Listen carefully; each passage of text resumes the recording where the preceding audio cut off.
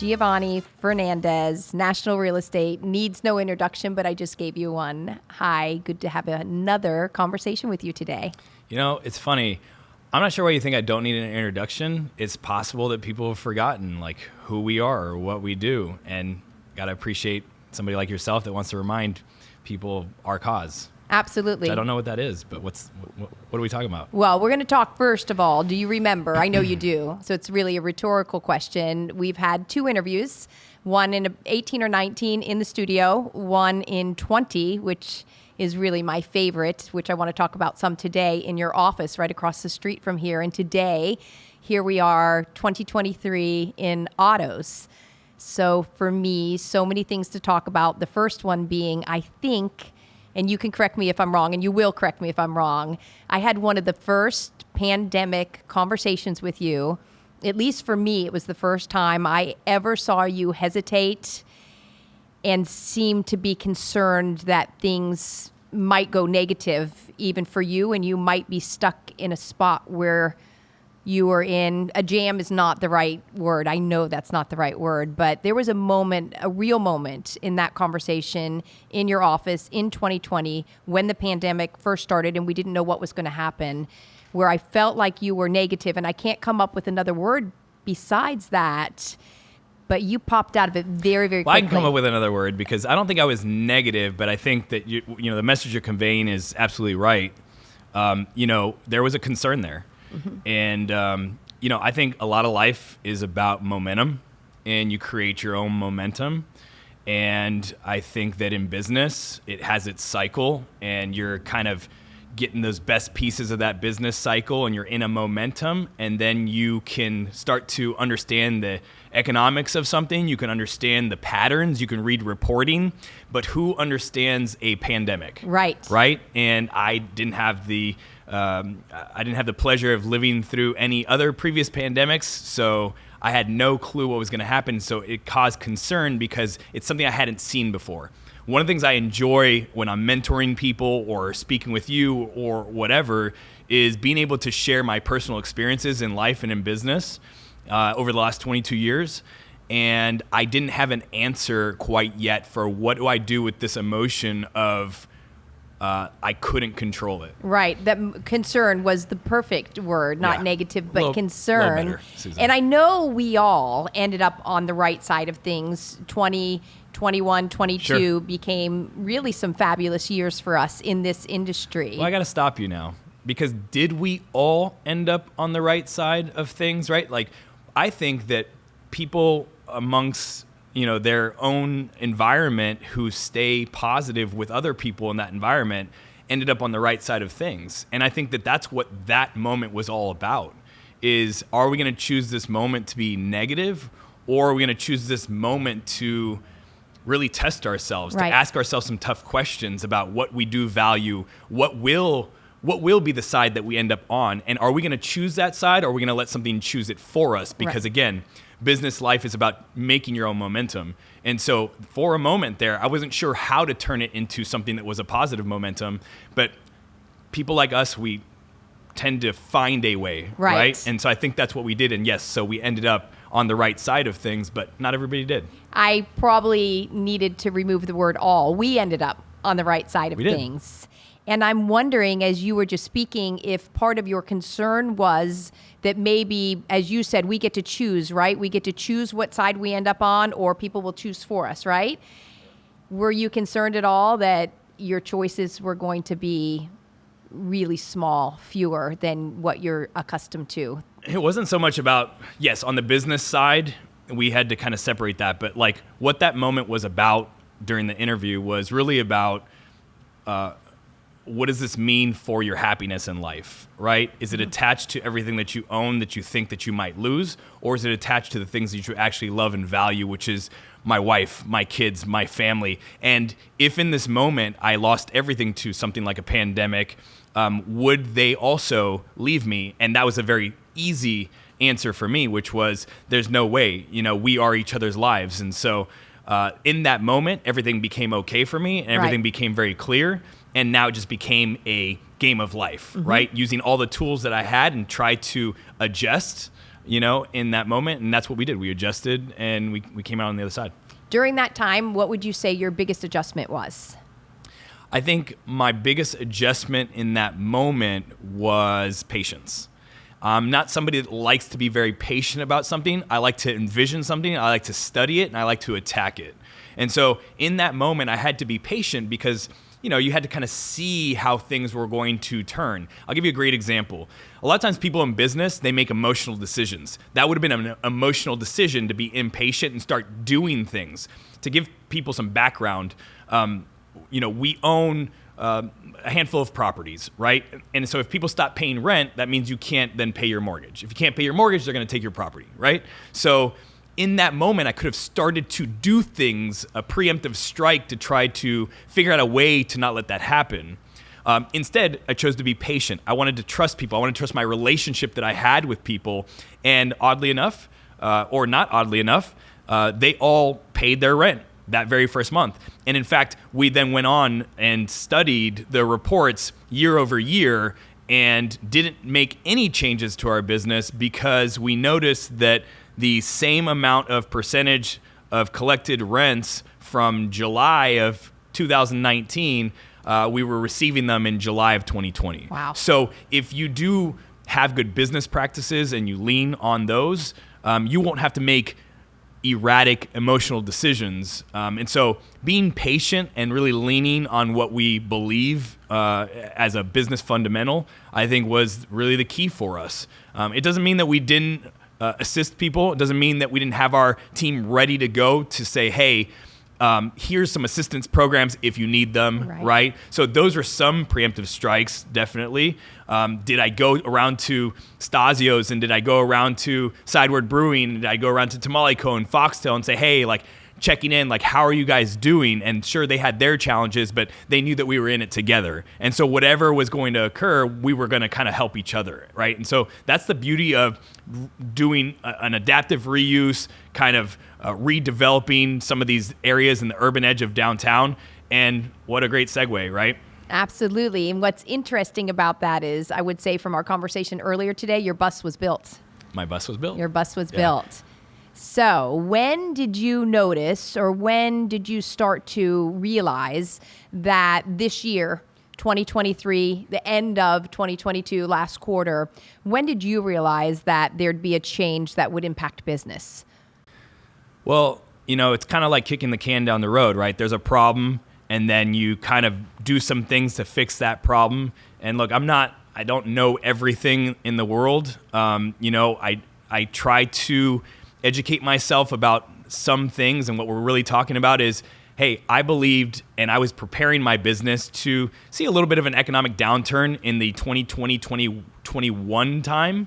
And so I was preparing for that. Obviously, a pandemic occurred, and there was a lot of different assistance programs that happened, kind of giving a lot of cash infusion into the United States. And in that moment, it kind of just really continued the party, right? And so people continued to do business and we're in real estate, continued to do real estate transactions. Interest rates were low.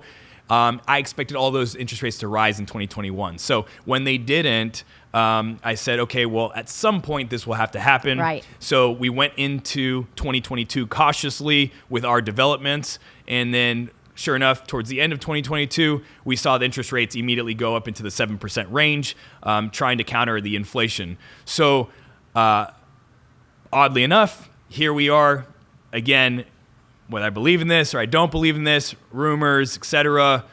I'm sorry, not inflation, but election year coming up, here, 2024, is that going to also cause a change of when we should really be correcting, but instead we're doing things and manipulating to try to keep the economy where it is, or keep it stable, election. Right? For the election. I may believe that or I may not believe that, but that is a belief out there. And so my point really is, in business, you kind of sometimes separate your politics, right?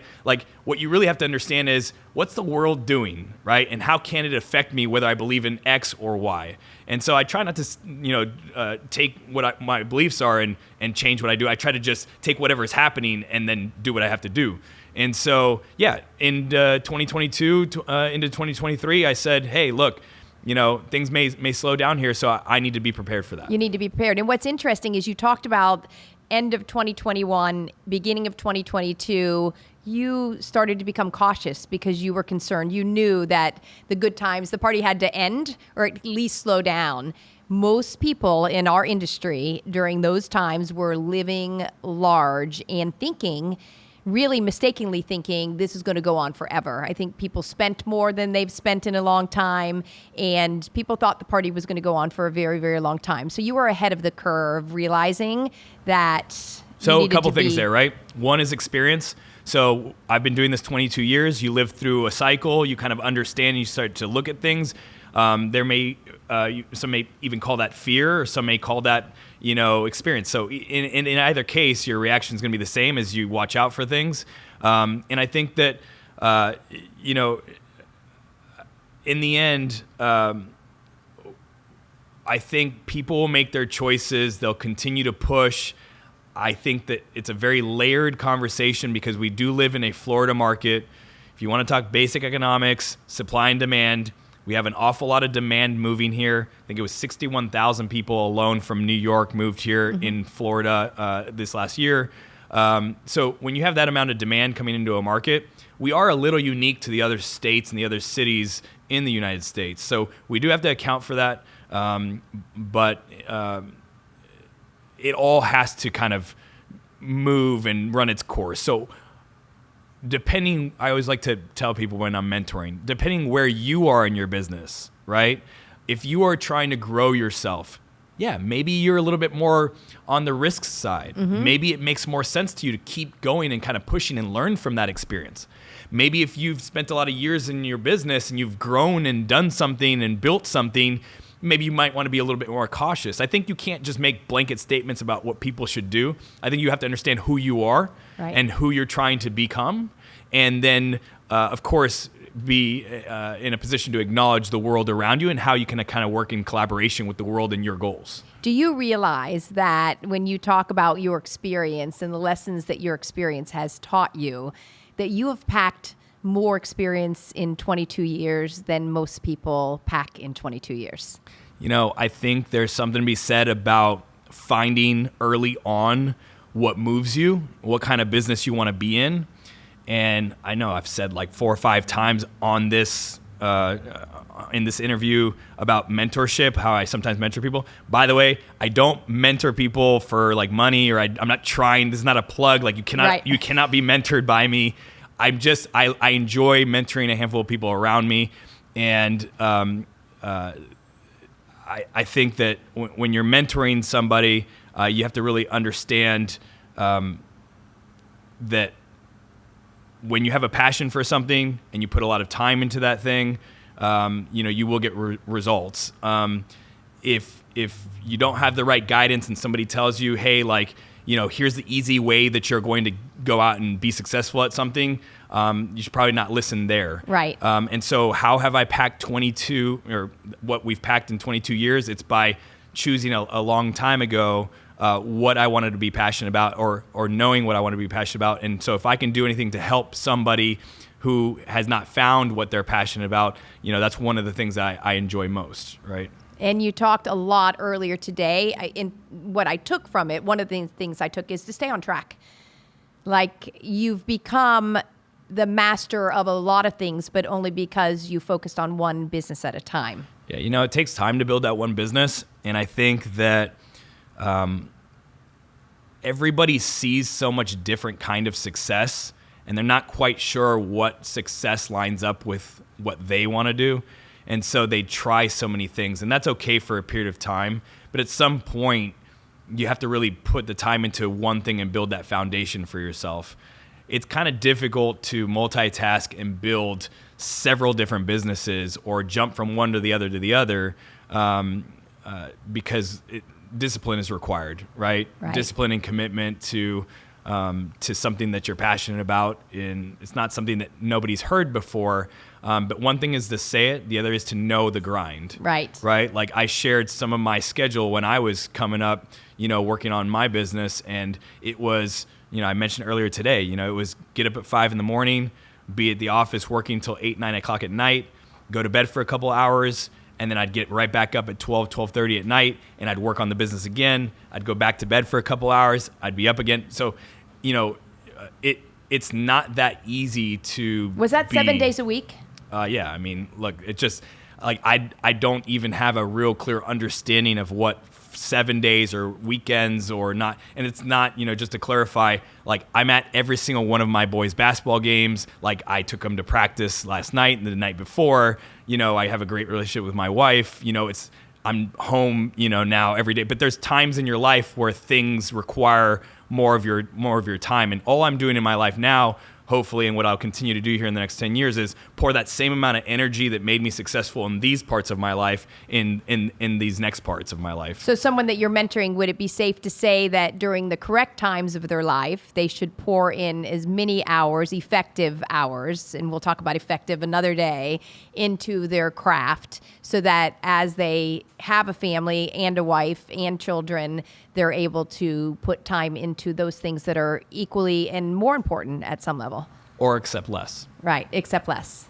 Okay. And you don't want to do either one of those. Well, no. I mean, I think that we're sitting in Otto's High Dive right now, and it is a throwback and inspired by my grandfather's bar in Cuba, in Manzanillo, Cuba, in the 1950s. Before you talk about that, I have one last question, Sure. and then you're going to dive, no pun intended, right into Otto's. Okay, so I love that. Yeah, that's perfect. You can take that if you want it. Use it another time. So here we were at the beginning of the pandemic, and you were concerned, and you had spent the couple years, well, your life before the pandemic, but let's just talk about 18, 19, really building this area here. You call it So redevelopment, redevelopment. Urban edge redevelopment. Right. It could be called adaptive reuse is more of a technical term for what we do with commercial real estate. And you had done that, and you had you talked about 4 restaurants were leasing from you. Correct. And at a time of a pandemic when for all intents and purposes, they were going to be closed, was what the buzz was. Correct. So here we are, you're concerned, and then you go into some really heightened years for us in real estate, cautious. And Right. now we are out of those heightened years with some other concerns, interest rates. Again, we won't talk a lot about the concerns right now. And you opened up your own restaurant. I did. So how did we get here? So I think you get here because how do I want to tackle this question? There's a couple different parts to it, right? So maybe I'll just kind of create some buckets here. There's the business side of it, and then there's the personal side of it, and there's a future side of it. Right? Mm-hmm. So there's kind of these 3 sides. So I'll go with the business side. The business side is, if my goal is to create passive income and a cash flow model, I always want to grow what I own exponentially. And I want to get the best results from what we're building. Mm-hmm.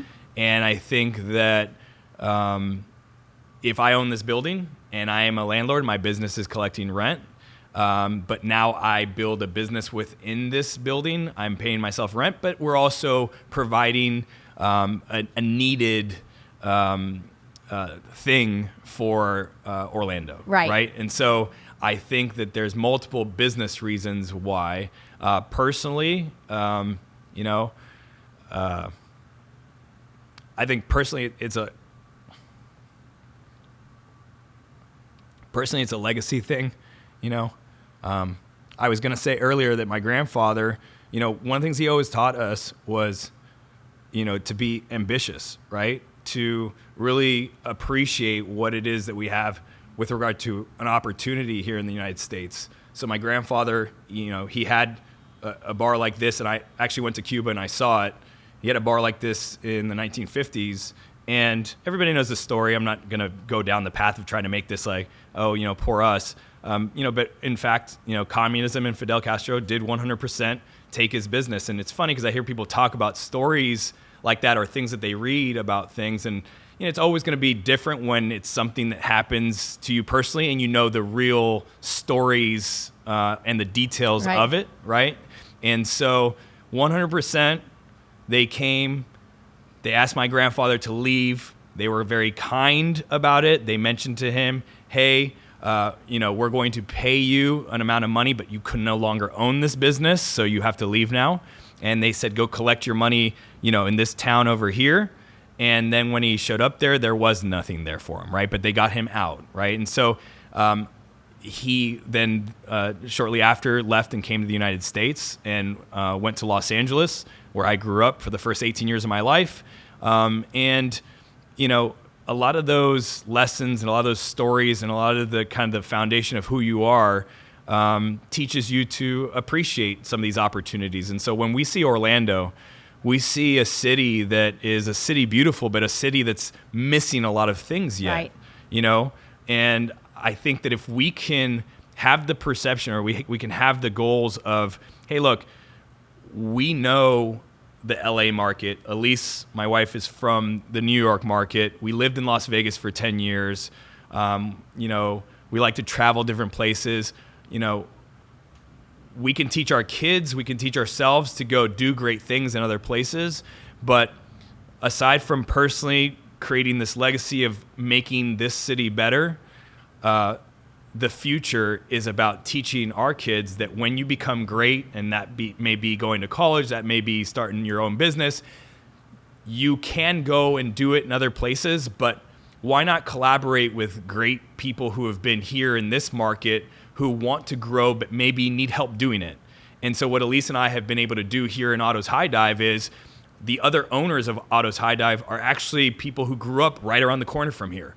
And they've been, in businesses here growing up in this market, and they just needed a collaboration piece that made sense for them and that made sense for us. And so we've been able to, or we hope to be able to teach Otto and Junior that, hey, look, like the future of our family and our legacy is to continue to own real estate and adaptive reuse and, redevelop certain areas, but also own businesses in there that we think are creative, that we think mean something to us, that we think are exciting, that we want to share with the community. And they've always embraced us when we've done that. The community here in Orlando is really interesting. When you go in there and you try to, really market heavy to them and tell them like, this is what you're going to like. And, you try to go all these more aggressive routes, it just doesn't work. It's, they have a voice. And we've always said, hey, look, our goal is not to just listen to only your voice, but we want to listen to people that are now also coming to Orlando. And how can we kind of create this mix of people who've been here forever and people who are now coming here and having them all stay and make this place better. And so that's what really Otto's High Dive is all about. Is it's a high dive because I was just telling this story about my grandfather's bar when he first bought it back in the 1950s, and it was by a port.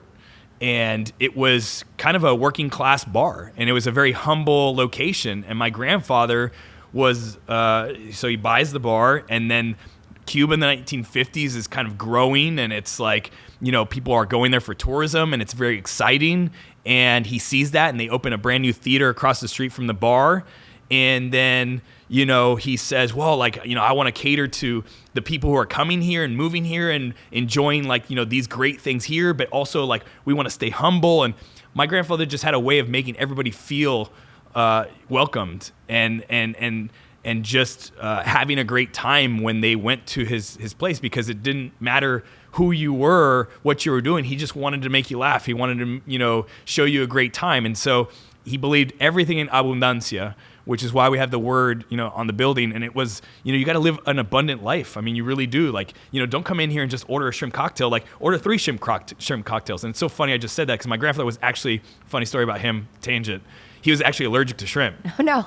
And what's funny about that is that he didn't believe in being allergic to shrimp. So he actually spent I think several days cooking pots of shrimp and just keep eating them and getting sick and eating them and getting sick until he was no longer allergic to shrimp. That was his philosophy. He's just like, I'm going to, and up into his later years, his favorite thing to eat was shrimp. Oh my gosh. He was 87 years old eating shrimp. I'm glad you didn't tell this story when the kids still lived at home, because they would have had me getting dogs. I'm allergic to dogs. They would have said, just bring dogs home, Mom. Just bring dogs home. So,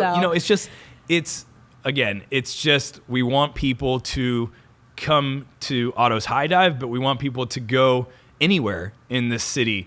And we want the culture, the environment, and I'm assuming everybody wants this, to be one that is abundancia. I want you to come in here, and I want you to, because it's that day, just have 4 or 5 drinks, or if it's not that day, have 3 bottles of water, right. But just enjoy the time that you're spending with somebody. And so you get that idea. But again, I was talking to Justin, who's one of the owners here, grew up around here, amazing guy, reminds me a lot of my grandfather because he makes people feel, great when they're around him. And I was telling him, it's crazy because Otto's High Dive, not on purpose, is just across the street from the Plaza Theater, and my grandfather's place was across the street from a theater. And, we called it High Dive, not thinking that really that's the roots, right? Like, that's the roots of my grandfather's entire establishment. It was like a high-end place that felt elevated now, but it was a dive in the sense that it was humble and it was community-like. And so we're really proud of that. If you had to sum up one thing, the most thing, besides the humble and all the things that you've spoken about already in the High Dive, and I can't say it, so I'm just going to say abundance, right? What most mirrors this to your grandfather's business? So not using anything that I've talked about, what mirrors the most? Gosh, that's a very interesting question. So I don't want to necessarily say this yet, but there's something that we're going to roll out in about 3 or 4 weekends from now. Okay.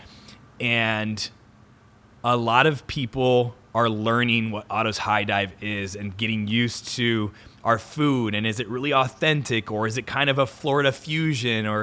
And there's something we're going to do that is going to be very much something that my grandfather would do. And I can't wait to share it with everybody, but I can't tell you about it. So 3 or 4 weeks. Yeah. And the final question I have for you. Well, I have 2 final questions. So here's one, and then you'll get the final one. Should I talk to Justin or should I talk to you? Because I know you said I was going to get a signature drink. Yes. So, and I don't see that on the menu. Yeah. Well, definitely have to talk to Justin about that. Okay. And then, we'll have to see about printing some menu that only we hand to you. But, look, like, it's funny because everybody's life's work is like in this place. Justin's such a hardworking guy who's for so long had a dream of, opening, his own bar. And I think what's really neat is that when you come in here, you'll see like we have like a ton of different like shaken and stirred like homemade recipes and names that Justin has come up with. And so to put the Susie Q on there is going to be, an interesting sell. But, if anybody can sell it, it's probably going to be you. Right. I will. I obviously didn't sell it very well to you, but I will work on Justin. And then my final question for you is, what is next? So, gosh, I don't even know if I can say this, right? You can, absolutely. So I think what's next is... how can I say this without completely saying it? I guess I could say it. You can say it. So definitely not the jealous type. So if anybody knows my family out there, Elise is my wife and is completely humble and very like, she's just like the most amazing person ever, right? And then you have me, which I'm, a little bit louder, a little bit more roller coaster ride. A little bit. And so Otto is me, right? And I am Otto. And Otto right? is your son. And my grandfather is me, and so Otto is my grandfather, right? So this is all fitting. Right. But let's just say that, we do have another son. His name's Junior. Right. I cannot wait because you've told me what your plan is, unless it's changed, which I'm always willing to admit that sometimes the plan changes. So I can't wait. Still the same plan. I can't wait to see that plan. So only because you got a little emotional, I will say this. One, we both know Paul cried when you almost cried. So 100%. Number 1. But number 2, I'm going to close with this. Family and love and the relationship that we have built for your family for our family, honestly, trumps everything that we've done business-wise. So for sure. I am always honored to get your time. And a lot of people won't understand this, but you've mentored me, and I trust that maybe a glimmer of my wisdom because of my days on this earth, maybe there's been a moment where I've shared something with you that you felt that you learned from me. But as you know, there have been some critical times too that I can really think of in my career where I came to you for advice. And as I said before, you've packed a ton into the 22 years, and I will always value what you have done for my family, my boys, and how you have mentored them into men, and my daughter, how you have also made a difference in her life and my life, and I expect years of that. I still don't understand why I don't get more invitations to your home, and I still don't understand why I don't have a signature drink, but other than that, my love for you is abundant. Thank you. I appreciate that. Well, my love is abundant too. And, it's always a pleasure to definitely, do what we can to help each other. Right. And it's funny, like you said something a minute ago about, our friendship and our relationship is more important than the business that we do.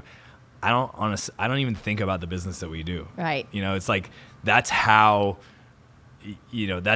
much more special the relationship is. Like, I just never even think about like the business side. I do every now and then. You have to like remind me of it. So, but thank you. That just means we're both doing good business, right? Absolutely. There's not really an issue there. So absolutely. Interview number 3 down. There'll definitely be a 4th, but what we don't know is when that will be, where that will be. Might be in a new business somewhere, might be on a different block, might be on a different street, but it will be with Giovanni, and there will be much to say and much to learn, and I trust you look forward to it as much as I do.